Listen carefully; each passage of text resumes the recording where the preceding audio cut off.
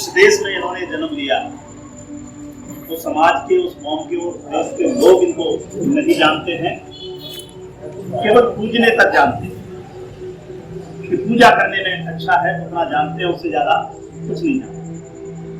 अगर इस देश की पहचान है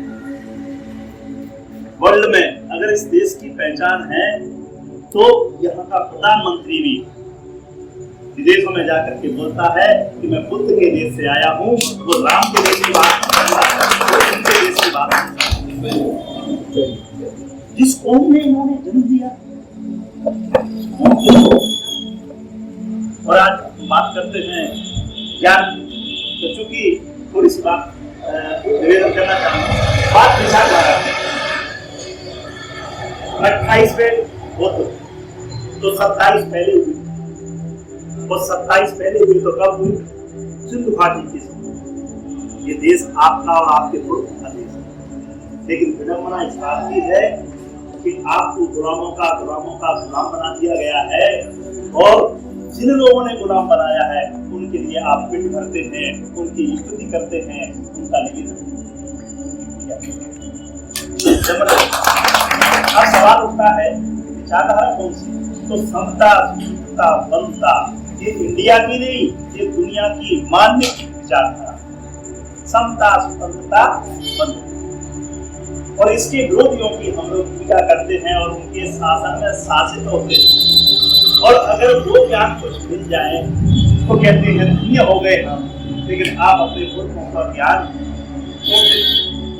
तक्षशिला आपके पुरखों की, तक्षशिला, नालंदा विश्वविद्यालय, दिल्ली विश्वविद्यालय, नालंदा विश्वविद्यालय जला दिया तुमने। क्यों जला दिया? तक्षशिला क्यों जला दिया?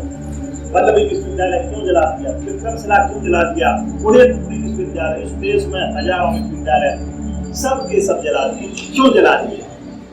क्योंकि वो आपकी विचारधारा के विश्वविद्यालय।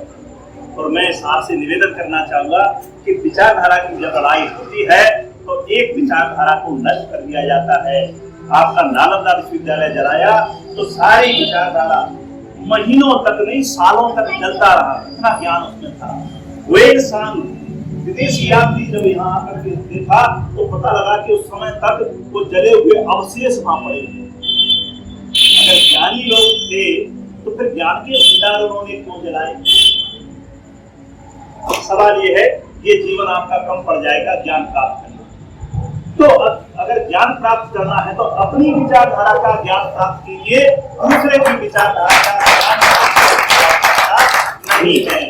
कचरा इकट्ठा करोगे, बदबू मारेगा, और उस बदबू से मैं ही परेशान नहीं हूँ, मेरा पूरा देश परेशान है, मेरे लोग परेशान हैं। इसलिए बाबा साहब ने भी कहा कि मुझे पढ़ना है। लोग कहते हैं ये ज्ञान भरा हुआ है, मुझे पढ़ना है, और पढ़ने के लिए मालूम है परंतु नहीं, आप पढ़ नहीं सकते, आपको इजाजत नहीं है। लेकिन बाबा साहब को ज्ञान की भूख, इसलिए उन्होंने पढ़ा। कैसे पढ़ा? संस्कृत में थे, और इस देश की भाषा संस्कृत, कोई नहीं बोलता, केवल लिखने की भाषा थी, बोलना तो किसी को आती नहीं। और इस देश की भाषा में उनको पढ़ने नहीं दिया गया, कहा गया कि ज्ञान की भाषा तो हमारी संस्कृत, लेकिन बाबा साहब को पढ़ना था। तो बाबा साहब कहाँ गए? बॉन यूनिवर्सिटी गए, जर्मनी गए, और जर्मनी में बॉन यूनिवर्सिटी में जाकर के उन्होंने जर्मन सीखी। और जर्मन क्यों सीखी? जर्मन इसलिए सीखी थी कि मुझे वेदों का, पुराणों का, ग्रंथों का अध्ययन करना है। ये लोग करने नहीं दे रहे थे, तो मैक्स मूलर यहाँ से वेदों का अनुवाद करके ले गया था, और इंग्लिश में जर्मनी में अनुवाद करके ले गया। उन्होंने फिर जाकर के जर्मन सीखी, और फिर जर्मन पढ़ी, और पढ़ने के बाद वेद पढ़े, और वेद पढ़ने के बाद फिर उसको इंग्लिश में लिखा, और लिखने के बाद इंग्लिश को भारत सरकार ने प्रकाशित किया, तब हमने उसको पढ़ा।